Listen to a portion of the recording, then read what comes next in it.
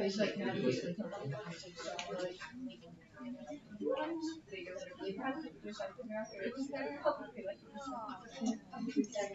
right, so let's get going on today's class. So today we are going to wrap up our look at Chapter 10, Visual Imagery. This is going to be the final portion of this course is going to be on Exam 2. So we're also going to start up on Memory today. That's going to be for Exam 3. But we have to finish up with Visual Imagery today. So again, this is going to be on Exam 2. So when you're preparing for Exam 2, bear that in mind. So, so far we've started on the idea of imagery versus propositional representations. Again, this is how we represent external information in the world in our internal symbols in our minds. So the question is, what type of representations are we using? Are we using imagery or are we using propositional representations? And we're going to see a study that tried to tease those apart. Because if you remember the train example about the two trains that were traveling towards each other, and there was the bird that was flying back and forth between the two, that problem is very difficult to solve if you use a distance representation, but incredibly easy to solve if you use a time representation. So it's important to know which representations our minds are using because that'll have behavioral consequences that could be massive. So mental rotation was an experiment done by Shepard and Metzler that tried to show or try to determine whether we were using imagery representations to do mental rotation or was it a propositional representation, and you experienced that in your CogLab.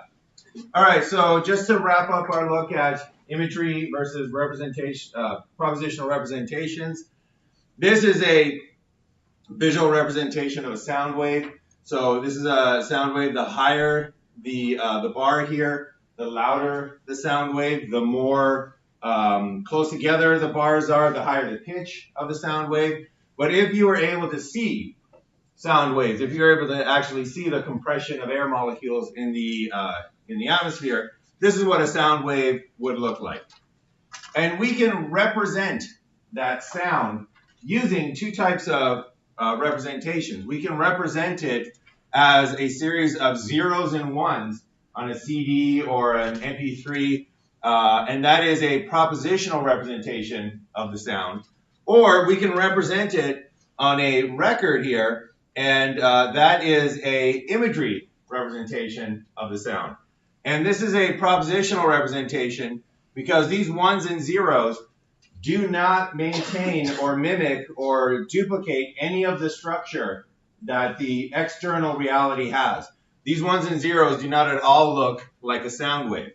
However, in the record, the grooves that the needle goes into that vibrate the needle, these are actually shaped like the sound waves. That's how it records that sound. It actually has a shape in those grooves that is like the sound waves. And that's an analog representation because even though it's not sound, it maintains some of the structure, some of the features of that sound, namely the wider the gap, the louder the sound will be, the more close together the waves are, the higher pitch the sound will be.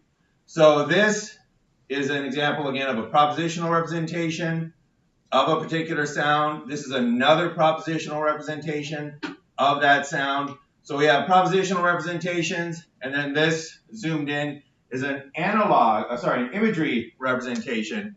And again, it's because the way that sound is represented in these grooves mimics the structure or maintains some of the structure that is actually there in the sound wave. So that's the key difference between those two types of representation. All right, so one last example, just because I love the matrix. So we'll take one last example from the matrix, and this is an example of once again two different types of representation: one propositional and one imagery representation.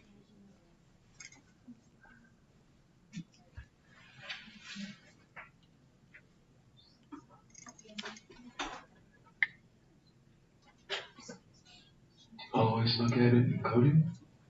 You get used to it. I don't even see the code. All I see is blonde, brunette, redhead. All right, so I'll replay that because that was rather low at the beginning. Let's try that again. It's the Matrix? Yeah. Always look at it in coding? You get used to it.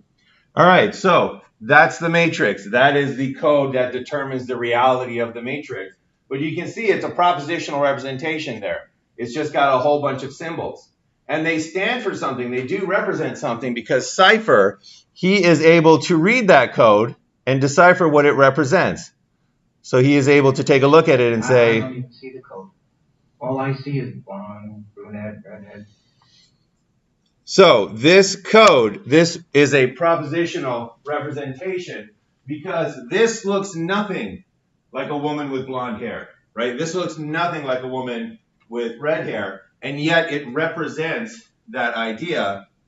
Whereas this, when we saw this in the clip, this image would be a imagery representation because this is not a woman with blonde hair, right? This is a bunch of pixels that have been put together to represent a woman with blonde hair, and yet it has the same structural features that a woman with blonde hair would have. All right, so the key here again, we have different types of representations, different possible representations. We have different behavioral outcomes. So sometimes imagery representations are more useful. It seems more useful or more efficient to represent certain external realities with an imagery representation. So we've all heard the phrase, a picture is worth 1,000 words, and it's true. This representation of the Mona Lisa works better than just explaining to people what the Mona Lisa is. This works better than a verbal description of what the Mona Lisa is. This imagery representation works better than a propositional representation in this case. Sometimes propositional representations are more useful than imagery representations. So sometimes it's imagery that's more useful. Sometimes it seems that propositional representations are more useful. And one of the key examples here is from metaphors. So metaphors seem to work better in a propositional representation, and certain metaphors especially are very difficult to get across using an imagery representation. So for example, if somebody says, my boyfriend is a knight in shining armor, we all know what this means. We know that this is a metaphor that is communicating certain characteristics of this person's boyfriend. How do you represent this in a picture? So this is definitely not what is being meant, right? This is not the thing that's coming across. This is more in line of what they mean. They mean that their boyfriend is more like Gallant and less like Goofus here. But the key is that it's very difficult to communicate this metaphoric idea, right? It's very difficult to communicate that metaphor. You either have to put literal information on the picture, or the actual communication, the external reality is lost, right? This is not what is meant by my boyfriend is a knight in shining armor. Another example, we'll keep it equal. My girlfriend is a real fox. When we hear this, this is not what we think, all right? This is not the first thing that comes into our mind. What we think is something more along the lines of this, all right? And this is like a meta-metaphor for those of you who know. But anyways, this is what you think of. And again, it's very hard to think about how to communicate that metaphor in an imagery representation, right? Because here, we lose the metaphor, right? This is literal. Here, we lose the message, right? This is not, people would not understand that this is meant to indicate that your girlfriend is a real fox. So some cases, especially in metaphors, certain metaphors, imagery seems to fail where propositions seem to work. All right, so the last thing I want to point out, and this is very, very important to realize, is that none of these studies that we're going to take a look at are arguing that we do not have visual imagery. So it is very clear. All you have to do is kind of introspect. All you have to do is think to yourself, I wonder what my house looks like. Oh yeah, I can picture it in my mind. We know we have visual imagery. That is not at all what is up for debate. What is up for debate, however, is do we actually use this visual imagery for cognition? That is what people are trying to figure out. So the idea is that the visual imagery might be used for cognition. It might actually be the representation that we manipulate, that we work with, that we use to process this information. Or it could just be a visual experience that we're having, some sort of extra experience that is doing no cognitive work, but is somehow being noticed more than what is actually going on. So this term here is called epiphenomenal. It's something that comes with the phenomenon, but it's just an extra little bit of added, added stuff. So the classic kind of example of this is the train whistle. If you wanted to know what makes a train go, and you looked for the loudest, most obvious thing, if you knew nothing about trains, you might think to yourself, ooh, that train whistle is really important because that's the loudest thing on the train. That's the one that's the most noticeable. Nobody ever misses a train when they hear that train whistle. And yet the train whistle is epiphenomenal. It has nothing to do with making the train go. It's got nothing to do with the steam engine or the turning of, the firing of the pistons, the turning of the wheels. It's not actually doing any train moving work, but it's highly, highly noticeable, but it doesn't do anything. The question is that what our visual imagery is? Those pictures, those images that we have in our minds, are they actually being used for cognition? Are they part of the engine of this cognitive train? Or are they just a whistle? So all the work is being done by other representations, and out of that comes this extra phenomenon, this extra train whistle that isn't actually doing anything, but it's just epiphenomenal. It's just there. It's just something that we experience. So that's the question that we're going to look at. Do we actually use imagery representations to do cognition, or is it just some extra experience that we are aware of because it's like that train whistle is highly noticeable? All right, so visual imagery.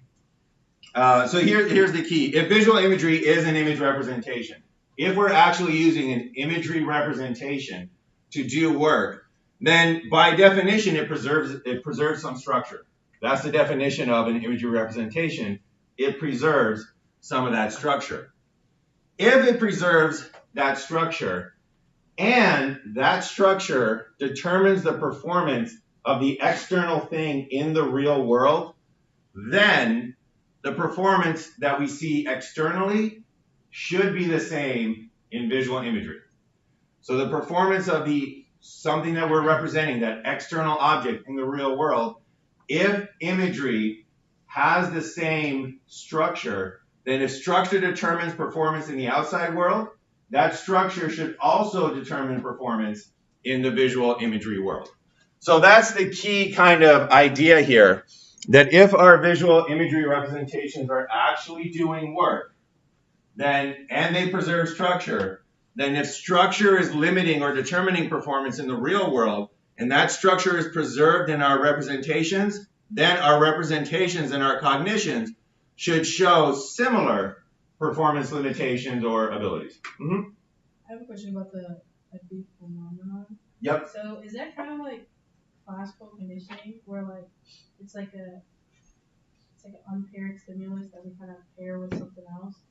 Like we pair the train whistle with the train horn. It's related to classical conditioning. Classical conditioning, I think, kind of uses the underlying kind of concept, which is one of causation.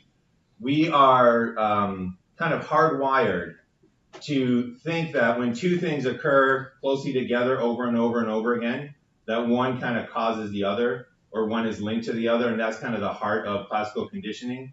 But it's seen in other things. It's kind of seen in the phrase "don't shoot the messenger." So we know that it's not the messenger that has caused the bad news, but we kind of link it because they're right there. They're doing something right there. So the idea that visual imagery might be doing something is possibly so seductive and so sort of seems obvious because it's always there, right? So it's like, again, that train whistle. The train whistle is always there on the train. You'll hear it over and over again on the train. So if it's always there when you hear the train, of course, it's got to have something to do with the way that the train moves. Turns out it doesn't. So that's kind of the same sort of underlying phenomenon. Mm-hmm. What do you mean by preserve some structure? What is that? That's a good question. We'll see an example of that in just a second, but I'll give you a quick one. Size. If size is represented in an imagery representation, then that means that your representation, your mental representation of something that's big should be bigger than your mental representation of something that's small.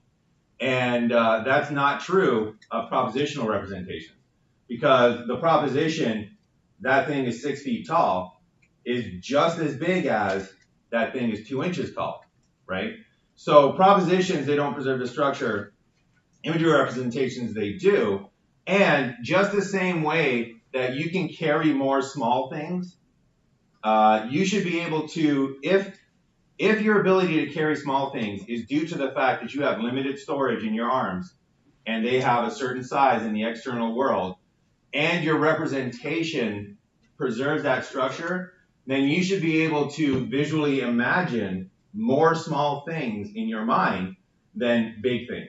So the same way that we can only carry 1 or 2 big things because they're too big, we should only be able to imagine 1 or 2 big things in our mind before our mind is our mind's window is taken up. Whereas we should be able to imagine a whole lot of small things in our mind if our mind window has that certain size. And that's one of the experiments that they did showed that, where people were able to, when they imagined large animals, it took up more of their visual window than if they imagined a small animal. So if you imagine an elephant, if I was just to say, in your mind's eye, picture an elephant, that elephant would take up most of your mind's window.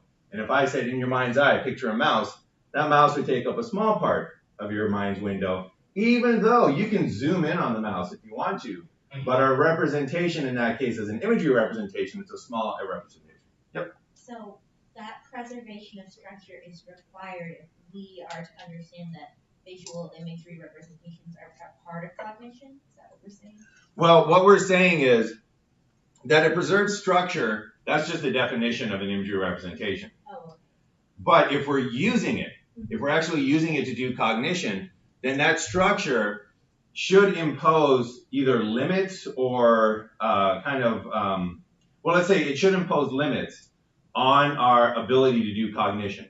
So just the same way that a large imagery representation imposes limits on how many things can we put into our mind's window, other representations will impose limits. Other visual imagery representations will impose limits if they preserve the same structure. So the idea is that if they do impose these limits, then that's evidence that we're using imagery. If, on the other hand, they don't, right? If, on the other hand, I say, imagine an elephant, and it takes up just the same amount of space as a mouse does, then that's an indication that it's a propositional representation that doesn't preserve that structure. All right, so that's the key idea here. If they preserve the structure, and structure determines performance in the real world, then if our cognition is based on that visual imagery, we should see that same sort of structural limitations in how we think and how we can manipulate that imagery representation. All right, so this brings us to the mental rotation CogLab. So we got, so in your CogLab, you had 2 3D block shapes. They were shown on the screen. And your task was to determine whether the 2 shapes were the same or different. So it was just were those 2 the same? Were those 2 different? And the independent variable here was the degree of rotation in depth of those 2 objects. So the degree of rotation in depth was either 0 degrees, the objects were in exactly the same orientation, 20 degrees, 40 degrees, so one of them would be 20 degrees or 40 degrees or 60 degrees, 80, 100, and 120 degrees, rotated with respect to the other object. So this is an example right here. So this would be an example of an object at, I believe that would be like either 20 or 40 degrees. So we got two objects, not at the same rotation. And your task was to say, is this object the same as the other object? In this case, we would say, yes, those two are the same. And here's another example here with two objects, once again, rotated in depth. So you have to rotate it in and out of the picture plane. And in this case, you could rotate this second one here as much as you want. It's never going to match up with this object over here. So in this one, these two objects are different. They're structurally different regardless of how much you rotate them. All right, so this was based off a study by Shepard and Metzler. And they wanted to find out, for any two images, how long does it take for you to determine if they are the same object? So they took a look at reaction times to try to determine when you're placed in this situation here, how long does it take you to make that determination that those two are the same? And specifically, was that a function of rotation? So this is where we see the structure in the real world placing limits on performance. Because if you have these two objects in the real world, and I tell you to turn them so that they're in the same orientation, clearly the further you have to turn, the longer it's going to take you to match up those two objects, right? So if I had my hands in this orientation and I said, turn it so that the fingers are facing up, well, it's going to be super fast if they're both, close to having their fingers up. If it's over here, it's going to take me a little bit of time because I have to physically move it in the real world. If they're over here, it's going to take me even longer, right? Not much longer, but it's definitely going to take me longer because now I have to rotate it through a higher angle.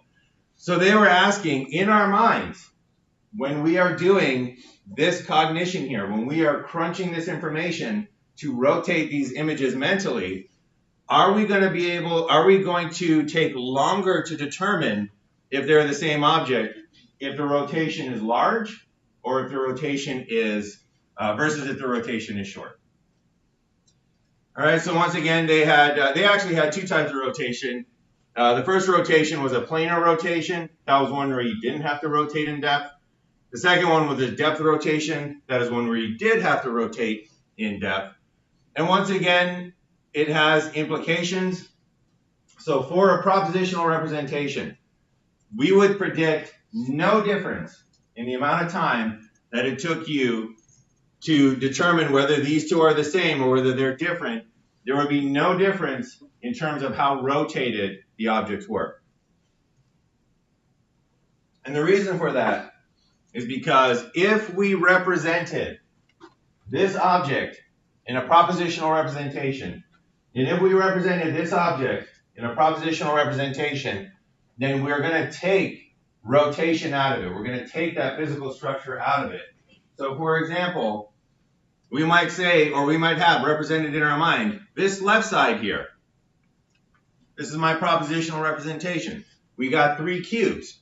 1, 2, 3. We then got a 90-degree turn. Right? This is not as detailed as it would have to be, but just to get the point across. We got 1, 2, 3, turn 90 degrees.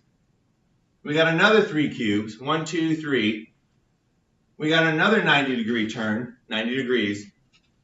We then got 2 more cubes. Whoops, might have started wrong. 1, 2. And then we got another 90-degree turn. And then we got a final 2 cubes, 1, 2 right there. I don't know what happened to that. Well, clearly you can see that this is a propositional representation that can stand in for this because we were easily able to identify that I put up the wrong propositional representation.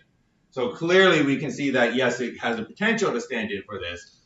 That's a propositional representation of this object here.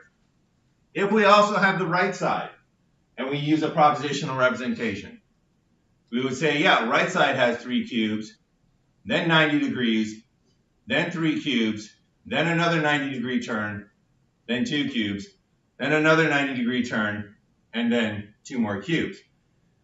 If those are the way that we represent these objects, then for us to determine whether they match, we would just run down the proposition.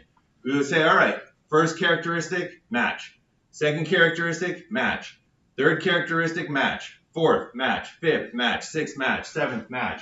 We will just run down our list and see if it matched. And notice that nowhere is rotation an issue. That doesn't happen in this instance.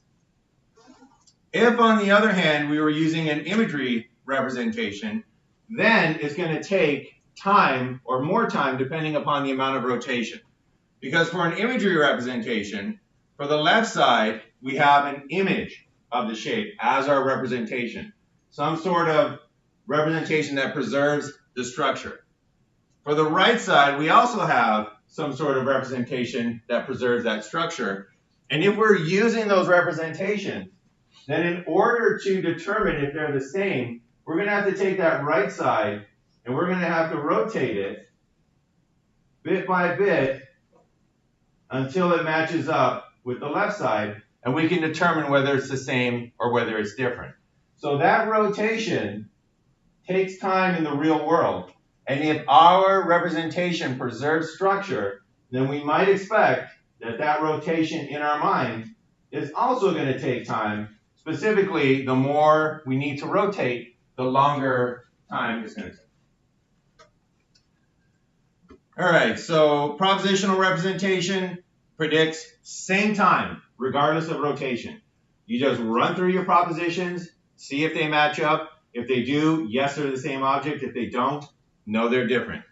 Visual imagery representation, the prediction is increased time as rotation increases. The more you have to rotate that visual imagery representation, the longer it's going to take. Because in the real world, rotating a structure takes time. So in our imagery world, if we're preserving that structure, rotating it will also take time. All right, so those are the key predictions. Any questions on that before we take a look at what happened?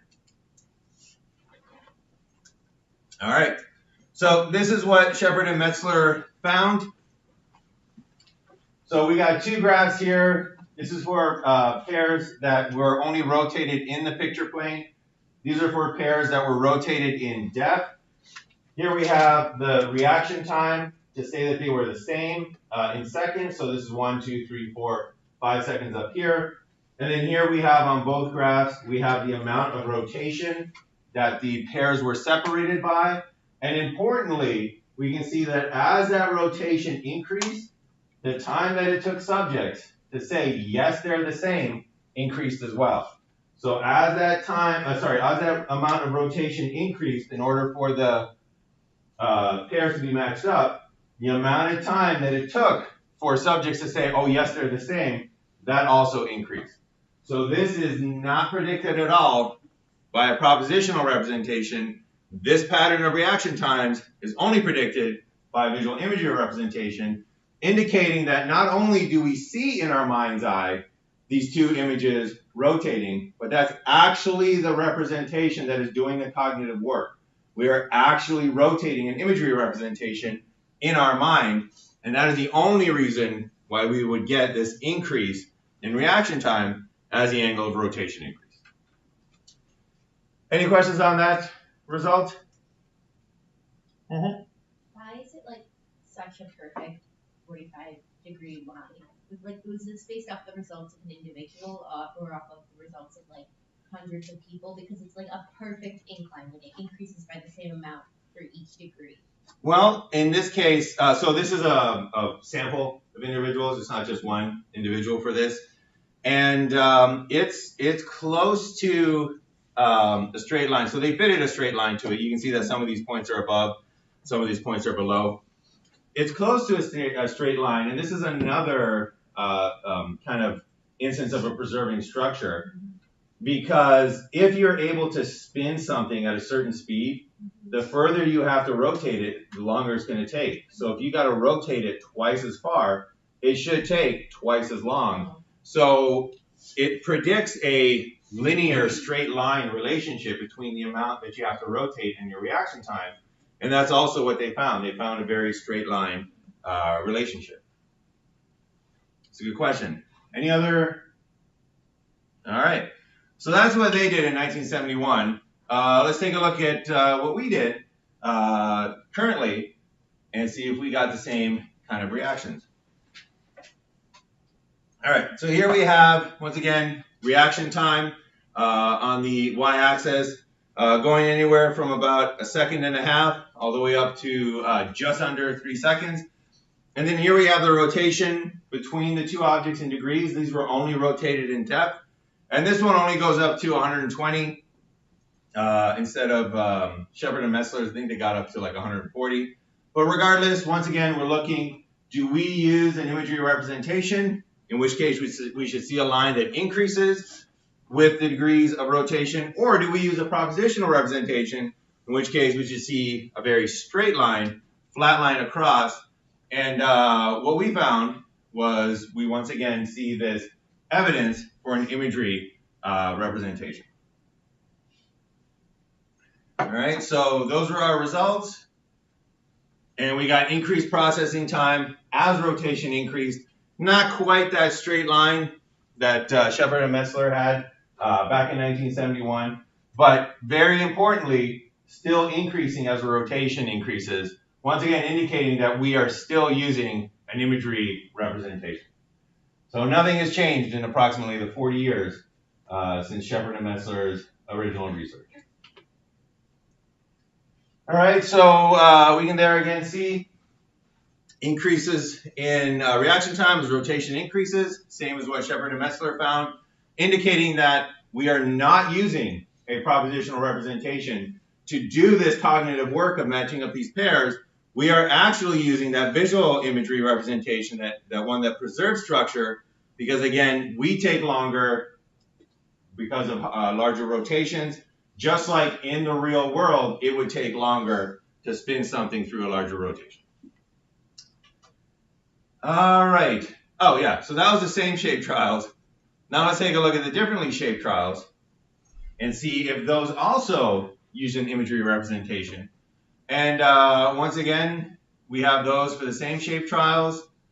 And for the differently shaped trials, we got a little bit of a different scenario here. So that top line there, that is for differently shaped trials. Those are the ones where the two pairs did not match up, and you have to indicate that they were different. And for that one, we see that there's the same processing time as rotation increased. So that one did not show the predicted pattern for imagery representations. That one showed the predicted pattern for propositional representations. So both of those kind of, though, indicate that imagery representations are used. So why is it that this line up here, while it's consistent with propositional representations, why is it also consistent with an imagery representation? So why would this line up here be consistent with an imagery representation as well? What would you do if the two objects were different?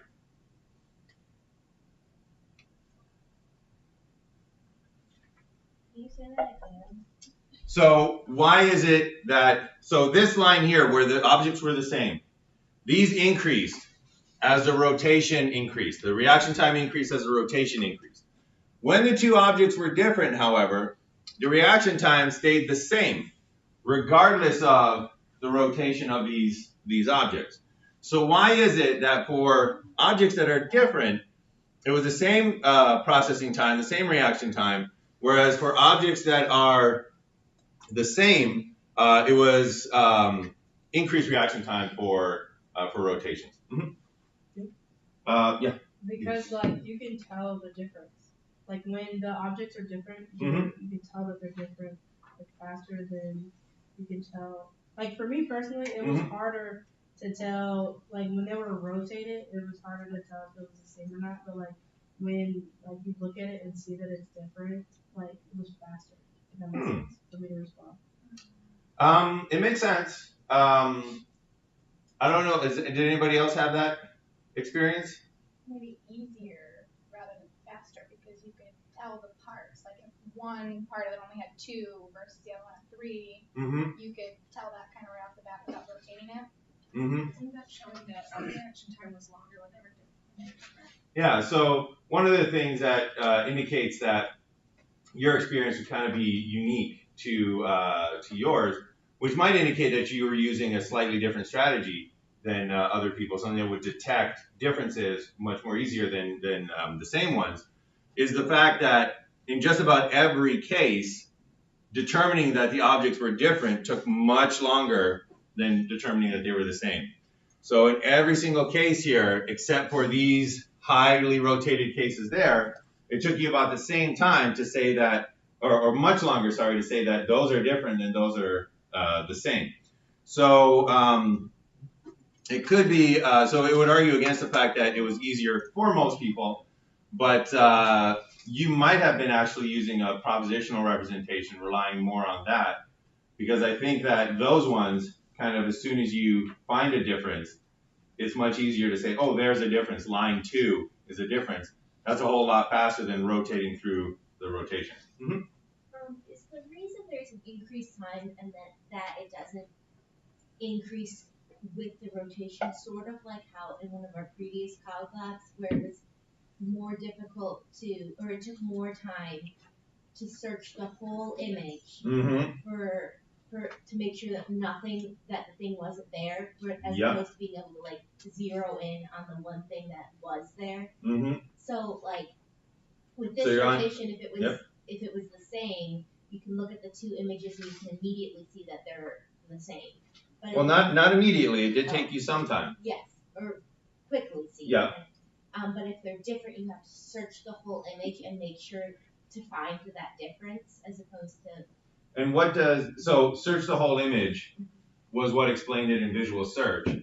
What's the analog here? What's the corresponding thing here that we had to do? Oh. Does anybody have an idea? Yep. Maybe that we still think we need to rotate it all the way to the 120 degrees every time, and then realize, oh wait, it's not because of rotation. Yep. So that's one of the key, that's the key idea for why this takes the same amount of time regardless of rotation, whereas this one increases reaction time as rotation increases. And the difference is in terms of what happens when things don't match. So if we first look at ones where they're the same, if you're rotating something and it's only got to be rotated 20 degrees, once it rotates and you match it, you stop and you say, oh, they're the same. So it would be weird, not that it doesn't happen, you'd be surprised how weird your mind works, but it would be weird if you were like, oh, there's a match, let me keep rotating, right, just to see for no reason. So this would indicate that as soon as we match, we're done, and we say, boom, that's the same. But for this one here, we're not going to get a match. So this is a nice indication that mentally, we go through the entire rotation. We go through all 120 degrees until we say, all right, I've spun this all the way around. It's just not going to match. And that might be the reason why it's so much longer and consistent throughout, because this is going to get rotated 120. This is going to get rotated 120. And very kind of in support of this is the fact that when you actually have to rotate it 120 to match, you're very close to the time where it doesn't match and you have to rotate 120. Yep. If you put like a sample full of people that overthink everything, do you think that the data would change? Because I have some friends that I feel like it would match and then they would still rotate it. It might. There is, I'm trying to think of the exact task. There is a search task. It's like a lexical search task where you're looking for a letter in like a list of 20 letters. It was like find, the K in a list of 20 letters. I'll have to double check this. Don't quote me on this. But it seemed that in that particular task, you would mentally go through the entire list regardless of where you found the K. So if it was on position 5, you would still search the entire array. If it was on position 15, you would still search the entire array. The reaction time did not change for the position of the target. That makes no sense whatsoever, right? Who in their right mind when they're like, oh, where are my keys? Where are my keys? Oh, there they are. All right, let me keep looking for my keys. Where are my keys? Where are my keys, right? It makes no sense. And yet that's the way that your mind works. So it's quite possible that there would be people out there who would say, all right, I'm matched. Maybe I didn't. Let me keep looking. But it would be interesting to know in that situation whether this would go up to here, so that it would be the same as the ones where the objects were different. And or what would happen to the different line? Because I can imagine if they were, very worried or second guessing or, taking that extra time, this different line might just skyrocket. Yeah. And they might say, well, let me spin it around 5 times, just to make sure. Yeah, it would be interesting to see. So could it have anything to do with like parallel and serial processing? This could have something to do with parallel and serial processing. Because like, So what are you thinking? well, I feel like if they look like the same, you're processing it, like you're looking all at once. But if you're looking for a difference, then you're going through each thing and trying to like see if you can find the one thing that's different. Yes. So this increasing in rotation time, that's very indicative of serial processing. That's very indicative of you're taking one piece at a time. You're trying to get it, you're somehow processing one piece of information at a time. This is very non-characteristic of serial processing. Usually serial processing is indicated by some increase in reaction time as some characteristic of the task increases. Now this would be consistent with parallel processing, but what would be the one thing that we needed that we don't have here if this was parallel processing? Where would this line be? Yeah, it would be way down here. So the other thing about parallel processing is it's way faster than a serial processor. So if we had a separate mechanism, and maybe we do, we did have one person in here that was faster on the different trials, that could indicate that they have a parallel processor here that somehow could detect differences, but needed to serial process that when they were the same. All right, yeah, so again, even though this was not predicted, the responses of the different matches were not necessarily predicted by the visual imagery analysis that we went through, it's still consistent, and it's consistent with the idea that we go through the full rotation. And again, that is highly supported by the fact that at the full rotations for the ones that were the same, those took as long as the full rotation for the ones that are different. All right, so we had some follow-up questions. I think we probably hit all of these. So is the pattern of results for different shaped trails more consistent with imagery or propositional representations? The differently shaped ones is consistent with both. It's what we would expect for both propositional and imagery representations.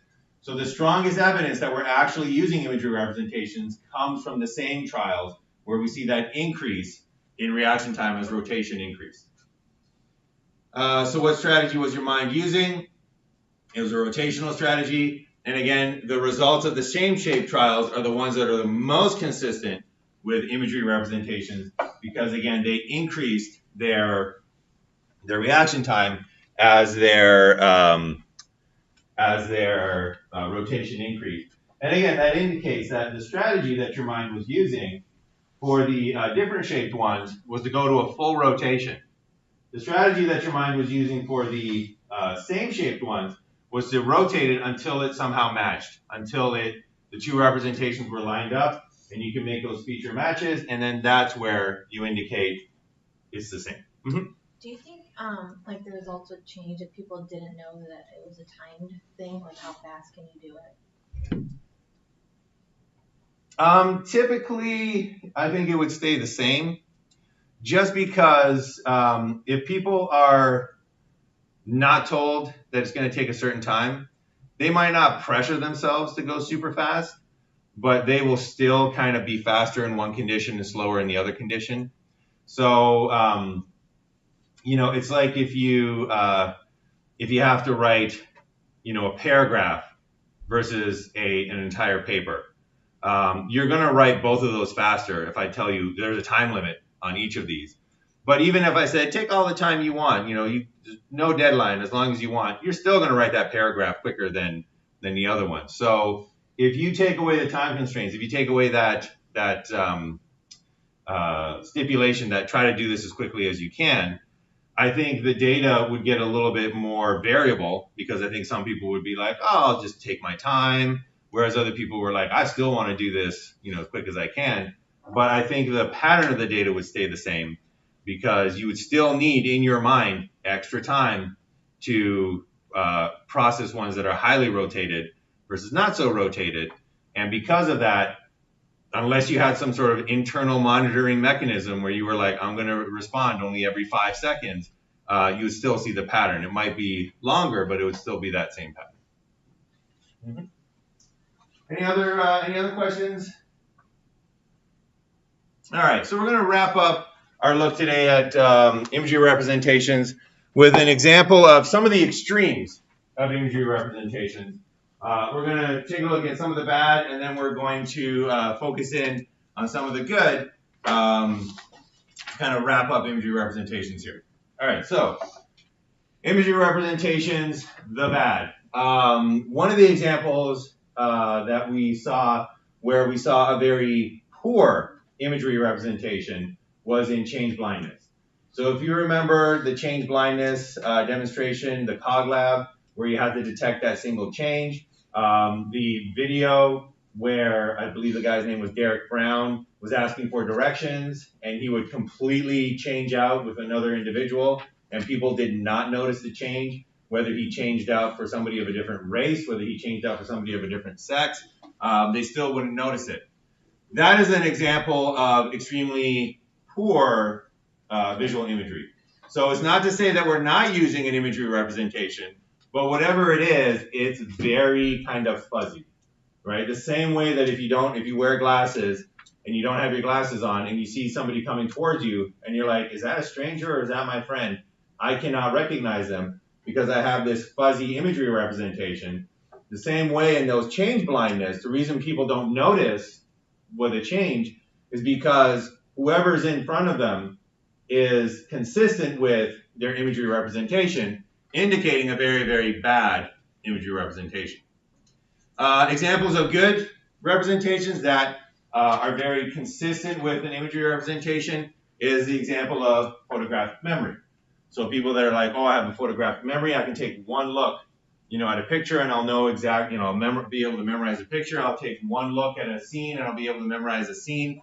That is very difficult to explain with propositional representation and seems to be reliant on imagery representation. And we're going to now take a look at a very famous example of somebody who has an extremely strong memory and has patterns in there that seem to only be able to be explained using imagery representations. So his photographic memory, Stephen Wiltshire, he's known as the human camera. His memory is so good, he preserves details in his picture that a photograph would.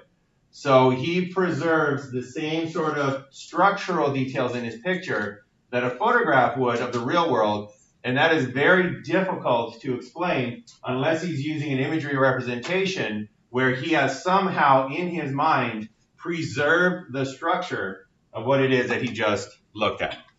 So we'll take a look at an example here of Stephen Wiltshire, and in this case, he is drawing New York, the New York skyline, or New York City, for a demonstration of his abilities.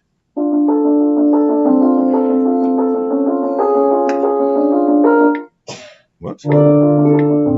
I'm Stephen Wiltshire. I'm an artist. I'm in New York City. New York is my favorite city. Stephen is an artistic savant. I think drawing for Stephen is like air and water for us. He cannot live without it. I'm Stephen's sister. I'm extremely proud of him.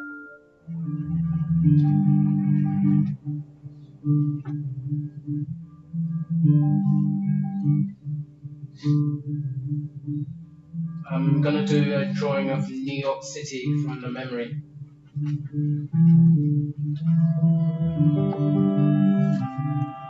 I feel excited. It's a beautiful city.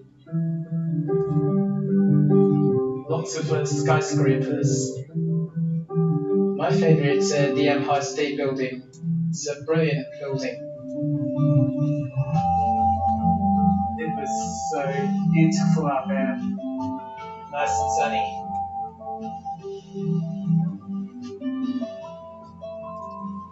Every aspect of what he sees comes alive on paper.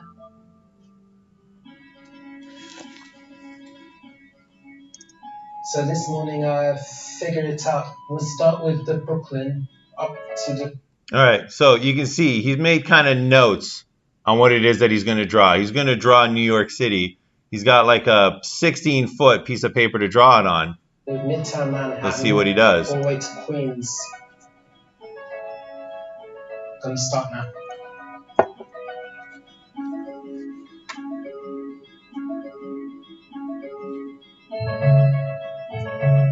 I would love to be in his mind to actually see how he sees things.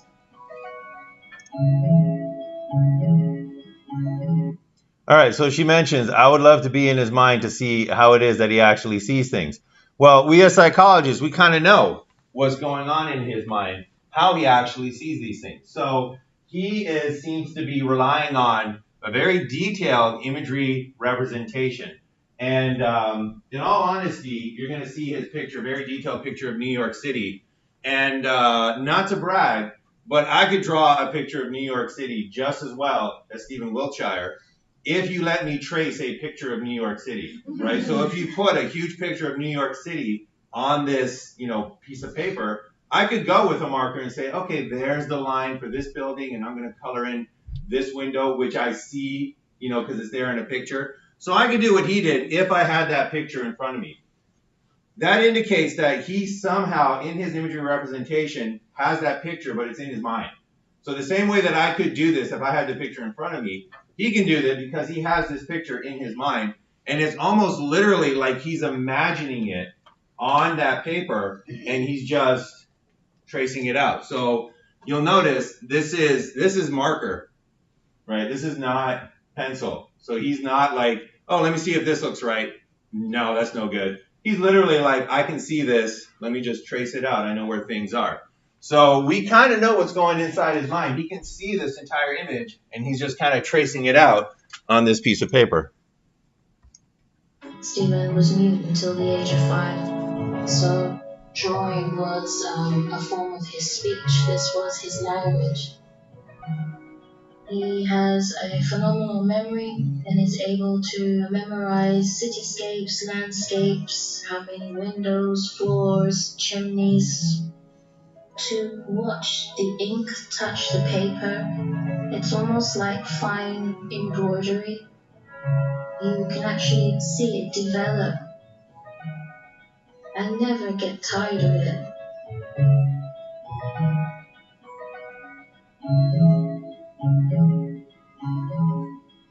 This is it, it's done now. So I feel happy and good. I'm very proud of my work. It's purely Stephen's own determination that he is where he is today. Do the best you can and never stop.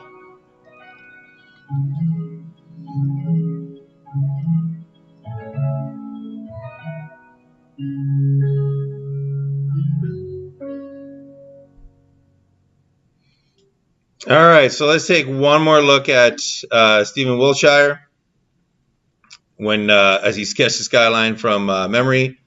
3 days, he was able to remember all these details. It took him 3 days, and yeah, it preserves the structure of what he was looking at. So let's take a look at one more example, and this will kind of give us a little bit of a look into the side-by-side comparisons to see just how well Stephen actually did.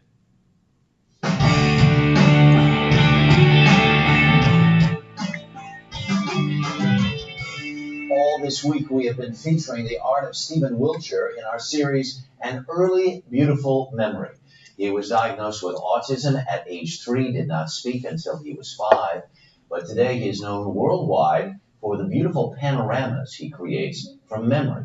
Over the weekend, Stephen began working on a 20-foot cityscape of New York. He is just about finished. He's nearing completion anyway.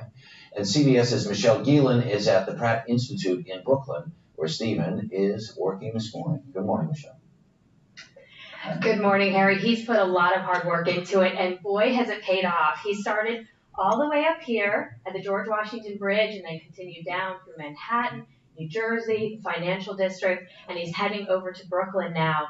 The detail is really the amazing part because, as you know, it's all from memory. So let's take a look at some comparison shots to some still photos of Manhattan. First, take a look at Midtown. And as you can see, the detail is absolutely incredible.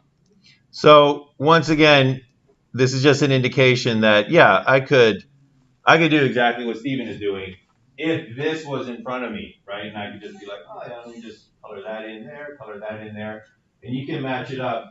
And then the other thing that's really amazing, that really also points to the idea that he's using this imagery representation, is that Stephen Wiltshire, to my knowledge, has not received artistic training. He hasn't received artistic education.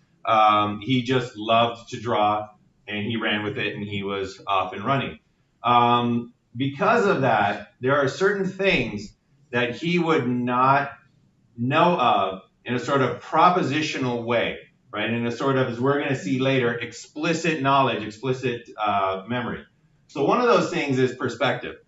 So I studied perspective. I studied the geometry of it as part of my work in visual perception. And I know propositionally perspective. I can tell you the step-by-step things to do if you want to draw something in perspective. I also know about the distortions that occur in perspective, and I know how certain things project when they are when they're done in perspective. And if you analyze Stephen's work, he has those perspective features in his work. So he will use, diminution of the image size as things go further away. He will have parts of the skyline occluded, right, in his drawings. The river here is occluded by the buildings. He will draw them at the right height. And very interestingly, he draws it correctly from the vantage point that he used to memorize the scene. So this vantage point here, this is taken from a high vantage point. This is from a helicopter that this photo was taken. This is a picture that Stephen drew after he was in that helicopter ride of the city. So the way that he draws the city is, again, from the perspective of where he saw the city. And that leads to the different sizes of different buildings. That leads to certain streets being seen, certain streets not being seen. And again, that's not something that is very easily understood in terms of he just remembers these details. Because if he remembered those details, but he didn't know the perspective geometry, he wouldn't have that perspective in his picture. So again, it's this evidence that he has this image in his mind, and he's using that imagery for this cognitive process of drawing. All right. Now the financial district. And the comparison shot, the buildings, the skyline, and then let's take a look at Liberty Island. All of this was from a 20-minute helicopter ride. He just took a look at it and then could put it down on paper. So let's talk to Stephen now. Good morning. Hi, good morning. Your work is incredible. Tell us what's your... All right, so just one last time before they talk to Stephen, just to kind of drive that point home, that he does not seem to be propositionally representing things that he sees. If you try to draw a house in perspective, right? This is how you would draw, a very not so great house, but this is how you would draw a house in perspective, right? You would have receding lines. You would have a door here in the front. You would have the side windows here that are kind of distorted. Clearly, you can tell. But this is the key that I want to point out. This thing here, right? That edge there indicates that this wall is receding in the distance, right? That is perspectively the case. If that wall is receding in the distance, we would draw it in that way because that's how it would be projected onto the image. So this would be an example of an imagery representation that you would get if you were trying to draw a house. One of the mistakes that children make when they learn to draw houses is they do the following. They will take this line, and instead of having it receding in the distance, they will draw it straight. And they will end up with a weird looking house side here, where it could be converging in the distance up there, but it's diverging basically down here. It's almost like they're drawing it in inverse perspective. The reason that they do this is because they know propositionally that that wall is flat on the ground. They know that. That's one of the propositions they have in their minds about a house. Houses have walls and they're flat on the ground. And they want to represent that in their picture, so they make these mistakes.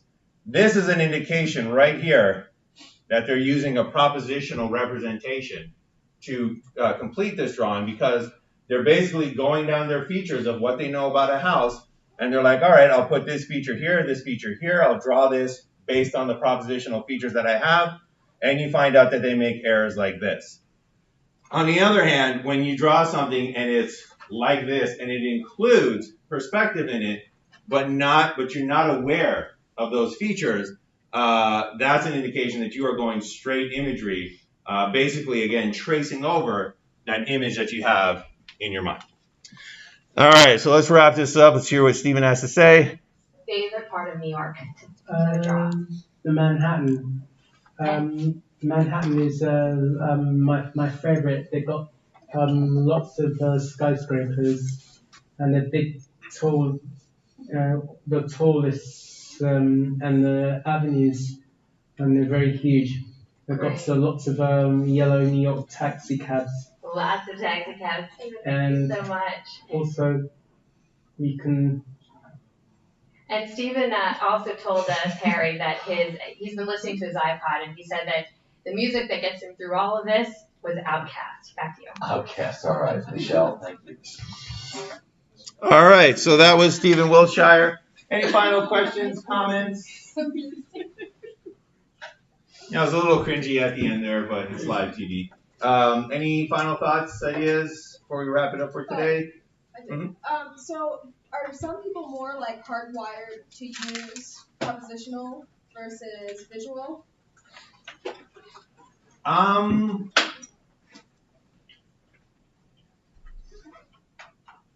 don't know about hardwired. Or, I mean, I guess I would definitely say that though there is a difference. Okay. Just like, I mean, it's an unsatisfying answer, because if you ever ask me, is there a difference among humans in how they do this? I'd be like, yeah, there is. But there does seem to be extreme cases like that where clearly he is using an imagery representation to do this. If you asked any of us to draw the Manhattan skyline, right, or to draw like any place that we're familiar with, what I kind of just internally would do is you kind of know what the picture of it is, but then you start asking yourself, well, wait, what about this detail? What about this detail? Let me check my propositional remembrance of all these, images. So I'm going to draw the Empire State Building. Where is the Empire State Building? Oh, it's here, in this part of New York, so I'm going to put it there. You would start relying on some propositional information. So, yeah, it seems that there's definitely that ability to have, that difference. Whether or not it can be developed, that's a good question. That'll be an interesting thing to know, if as you become an expert in a certain area, whether your representations might go from a propositional to a imagery representation. Because although children do eventually fix this, oftentimes they fix this because they have a new proposition. Yeah. Oftentimes they fix it because somebody comes to them and says, oh, nice painting, nice picture, but if you want to make it look more realistic, let's draw this line going up here, right? And then later on, you learn about perspective, and it's like, all right, here's your horizon, here's your vanishing line, here's the way that you figure out, all the sort of convergence that you need. And it is extremely interesting just to kind of show you this idea that it might be very difficult to develop or go from a propositional to an imagery representation. We might actually be hardwired to use it. There is almost no regularly functioning adult human who has discovered perspective on their own. Anybody that starts drawing, I don't know where the marker to put it. Anybody that starts drawing tiles and says to themselves, anybody that says, where's my marker? There it is. All right, so anybody that starts drawing tiles and says, all right, here's the horizon, right? Here's my tiles. These are the edges of my tiles. From that vanishing point right there, I'm going to draw that line. I'm going to draw that line. I'm going to draw those lines, right? Any adult that does that, any adult that says, all right, here is the size of my tile. So I'm going to take this diagonal to the horizon, and wherever that diagonal intersects the other edges, there is the next one, there is the next one. Anybody that knows how to do that learned it. It is very extremely rare that anybody that knows how to draw in perspective came up with it on their own. Basically, you can trace back everybody to Brunelleschi, who came up with perspective and then basically taught it to the masses. So, you might come up with pictures that look realistic. You might be able to kind of visually just say, okay, this kind of looks right. But once you want to learn, once you get to this kind of point, it's that you learned the propositions. Somebody told me, here's your vanishing point. Here's your the width of your tiles. Connect them to the vanishing point. Take a diagonal. Where that diagonal hits, that's where your other lines go. And it's a propositional representation. I can program this into a computer to generate tiles and images of tiles.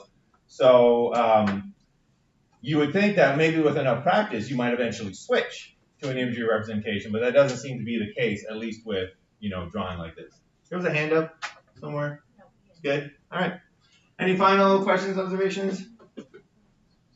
All right. So that's it for today. So we didn't quite make it to starting out memory, but that's fine. We'll have time for that in the coming weeks.